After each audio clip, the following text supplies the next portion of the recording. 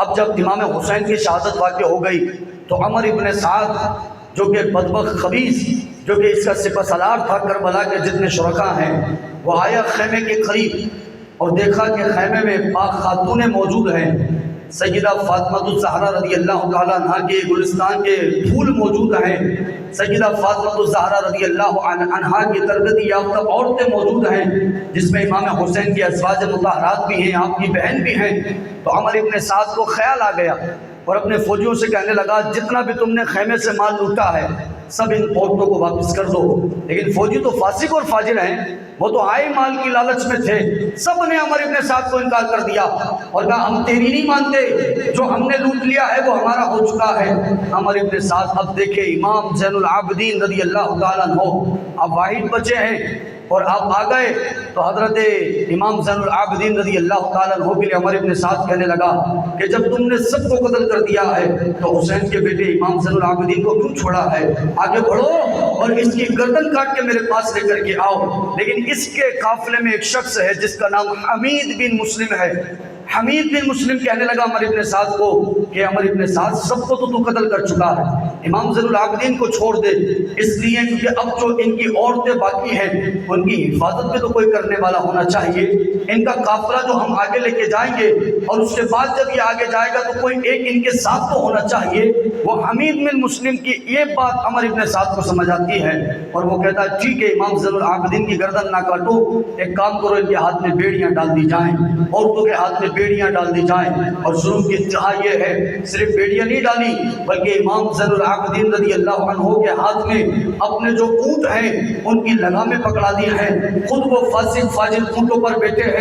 اور یہ آل رسول اور یہ حسین کا بیٹا جو ہے اس کی توہین اس طرح سے کر رہے ہیں کہ یہ مہار پکڑے لگام پکڑے اونٹ کو لے کے چل رہے ہیں۔ علی جا یہ ظلم و ستم قیامت تک کے لیے لوگوں نے دیکھا ہے کہ جو کربلا والوں پر ان یزیدیوں نے کیا، لیکن میں یہ کہتا ہوں کہ آج جو یزید کو اچھا کہتے ہیں اور جو یزید کے آگے رحمت اللہ علیہ معذلہ لگاتے ہیں، یزید کے آگے رضی اللہ عنہ کے الفاظ لگاتے ہیں، میں ان سے کہتا ہوں اور تم پڑھو تاریخ، یزید کے 14 لڑکے تھے اور 5 لڑکیاں ہیں، لیکن بتاؤ کتنے لڑکوں کا نام تم جانتے ہو، کتنوں کی تاریخ جانتے ہو، کہاں کس کی نسل چلی ہے، کون جانتا ہے؟ یزید کے دیار میں اب یہ جب پہنچے یزید کے دیار کے اندر، اس کے حدود کے اندر داخل ہو گئے، محل میں داخل ہو گئے تو بڑا شور و گل مچنے لگا، بڑے لوگ خوشی منانے لگے کہ بھائی دیکھو یزید کے باغیوں کا کیا حل ہوا ہے، جو یزید کے خلاف گئے ہیں ان کا کیا حل ہو گیا ہے، جنہوں نے یزید کے خلاف بغاوت کی ہے دیکھو ان کا حشر کیا ہوتا ہے۔ یزید بھی بڑا فخر سے سر اونچا کرنے لگا، یزید بھی بڑا فخر سے سینہ چوڑا کرنے لگا، لیکن یزید کو معلوم ہے نا کہ اہل بیت اطہار کی عزت تعظیم و توقیر ساری دنیا جانتی ہے، مکے والے مدینے والے جانتے ہیں، اگر میں ڈائریکٹ کھل کر کہوں کہ میں نے یہ سب کیا ہے تو لوگوں نے میری جو مسند خلافت ہے، جو کرسی ہے یہ چھین لینی ہے، اس لیے یزید جھوٹ بولنے لگا اور کہنے لگا آنے والوں کو، شمر کو کہنے لگا کہ اے شمر یہ بتاؤ تمہیں کس نے کہا تھا کہ حسین کو قتل کر دیا جائے؟ ہم تو صرف اتنا کہہ رہے تھے کہ بندی بنا لیا جائے، قیدی بنا لیا جائے، قتل کرنے کا کس نے حکم دیا تھا؟ وہ بھی حیران ہیں، وہ بھی جو ہے سوچ رہے ہیں کہ کیسا فاسق اور فاجر آدمی ہے، پہلے خود آرڈر نکالتا ہے، خود حکم دیتا ہے اور اب ساہوکار بن رہا ہے، اب سب کے سامنے اچھا بننے کی کوشش کر رہا ہے اور ہم پر سارا الزام ڈال رہا ہے۔ یہ اس کی پالیسی ہے اور وجہ میں بیان کر چکا ہوں، اسے پتا ہے کہ اگر مدینہ مکے کے لوگ مخالف ہو گئے تو یہ جو میری گورنر ہاؤس کی کرسی ہے یہ چلی جانی ہے، یہ جو وزارت ہے یہ ختم ہو جانی ہے، اس لیے فالتو باتیں کرنے لگا، جہاں وہاں کی باتیں کرنے لگا کہ ہم تو حسین کو مارنا نہیں چاہتے تھے، ارے ہم تو حسین کو قتل کرنا نہیں چاہتے تھے، ہم شہید کرنا نہیں چاہتے تھے، لیکن سارا معیار بھی، سارا کام اس کا تھا، سارے احکام اس کے تھے جس پر ابن زیاد عمل کرتا رہا اور ابن زیاد کے حکم پر عمر ابن سعد عمل کرتا رہا۔ الغرض امام حسین رضی اللہ تعالیٰ عنہ کا چہرہ انور جب وہ لیتا ہے تو ایک چھڑی ایک روایت میں ابن زیاد کے لیے بھی آیا اور یزید کے لیے بھی آیا ہے کہ یزید جو ہے وہ آپ کے منہ پر چھڑی مارتا ہے، معاذ اللہ۔ ثم مازاللہ، اور آپ کے لبوں پر چھڑی مارتا ہے۔ تو اس کے دربار میں ایک صحابی رسول موجود ہے، کھڑے ہو گئے اور کہنے لگے اے یزید کیسا فاسق اور فاجر آدمی ہے، میں اللہ کی قسم کھا کے یہ بات کہتا ہوں، میں نے کئی مرتبہ آقا کریم کو اپنی آنکھوں سے دیکھا ہے کہ محبوب اپنے لبوں سے حسین کے لبوں کو چوم رہے ہوتے تھے، تو حسین کے لبوں پر چھڑی مار رہا ہے، تو حسین کی توہین کر رہا ہے، حسین کے سر پر چھڑی مار رہا ہے۔ کہا میں نے اپنی آنکھوں سے کئی مرتبہ دیکھا ہے کہ اپنے لبوں سے حضور حسین کے لبوں کو چوم رہے ہوتے تھے۔ اور آپ فرمانے لگے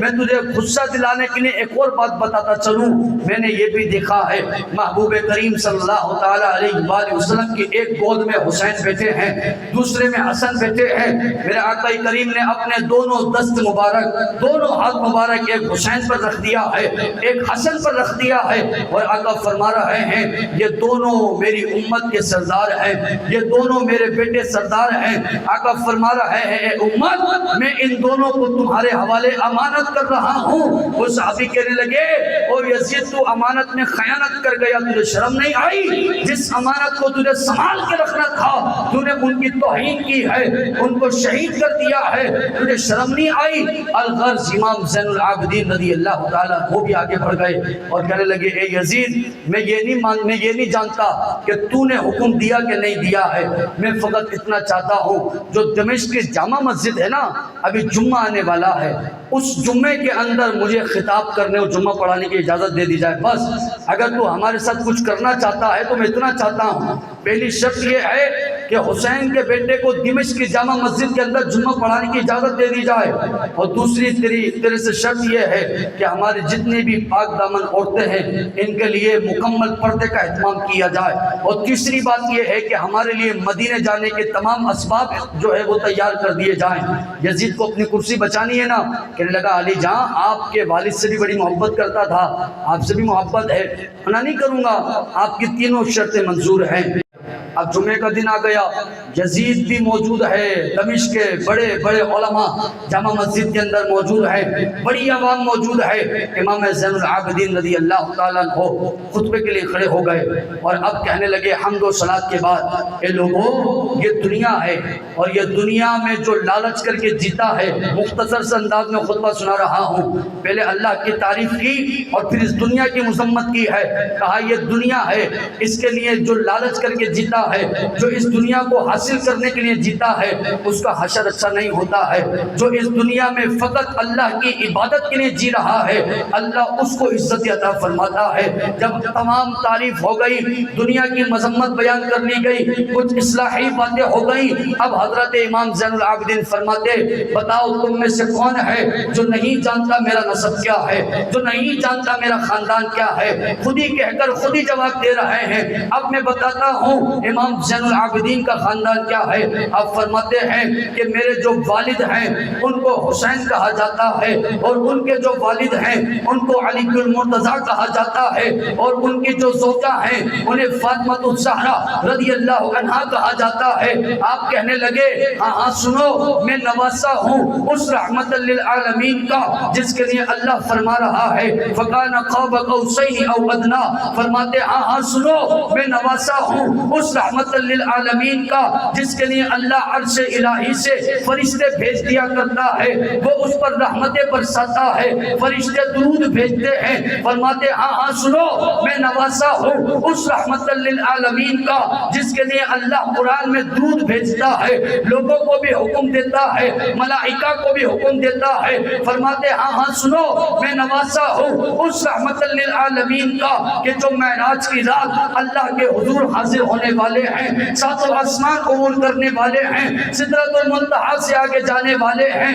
عرش معلیٰ تک جانے والے ہیں، لامکاں تک جانے والے ہیں، آنکھ کھول کے اللہ کا دیدار کرنے والے ہیں۔ فرماتے ہیں اور سنو میں بیٹا ہوں حسین کا، وہ حسین جس کے لیے میرے آقا نے فرمایا کہ میرا حسین جنتی نوجوان مردوں کا سردار ہے، میں بیٹا ہوں حسین کا، وہ حسین جو کربلا کے میدان میں سر عام شہید کر دیا گیا ہے، میں بیٹا ہوں اس حسین کا کہ وہ حسین جو کہ یہ سید الشہداء کہلاتا ہے۔ میں بیٹا ہوں اس حسین کا کہ جس حسین کا رونا میرے آقا کو تکلیف دیا کرتا تھا۔ میں بیٹا ہوں اس حسین کا کہ جس حسین کے لبوں کو میرے آقا چوما کرتے تھے۔ میں بیٹا ہوں اس حسین کا کہ جس حسین کی بچپن سے تربیت میرے آقا نے فرمائی تھی۔ خطبہ چل رہا ہے، لوگوں کی آنکھوں میں آنسو جاری ہو گئے، سارا پس منظر دمشق کے جتنے لوگ ہیں ان کی نگاہوں میں آ چکا ہے۔ ان کی عزت کیا ہے، ان کا اکرام کیا ہے،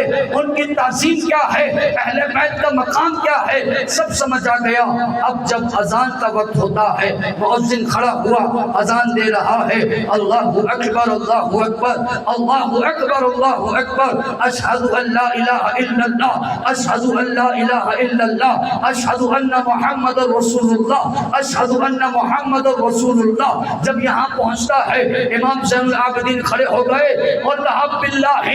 علیکہ اسکت، تجھے اللہ کی قسم ہے یہی خاموش ہو جا، اور فرمانے لگے او یزید بتا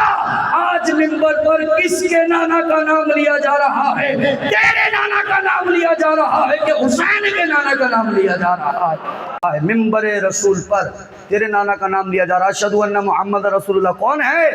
یزید کہنے لگا حضور والا کس کا انکار ہے علی جان، آپ ہی کے نانا کا نام لیا جا رہا ہے۔ جب یہ بات کہی نا تو پھر امام زین العابدین کا ہے جب معلوم ہے کہ منبروں پر میرے نانا کا نام لیا جاتا ہے پھر بھی حسین کو شہید کروا دیا، پھر بھی امام علی مقام کے ساتھ ایسا ظلم و ستم کر دیا۔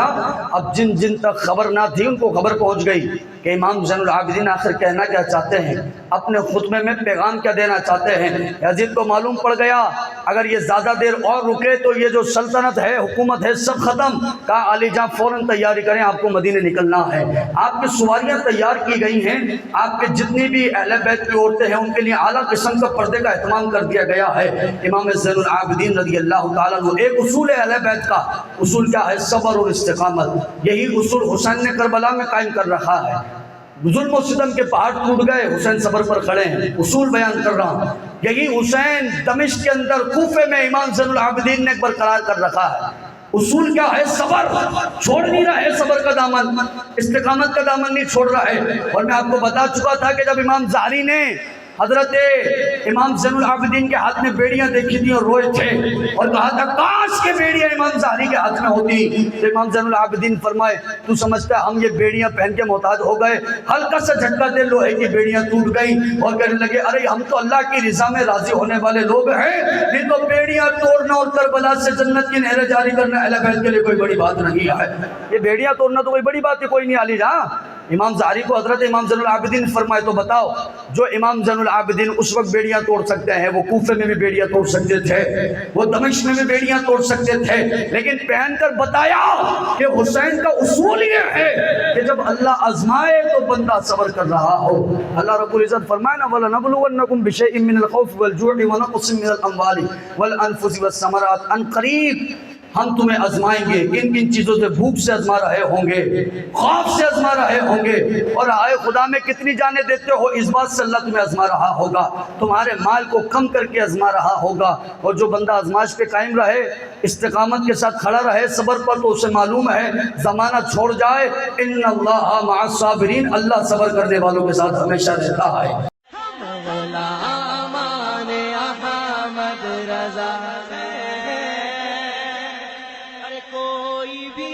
ہم سے جیتا نہیں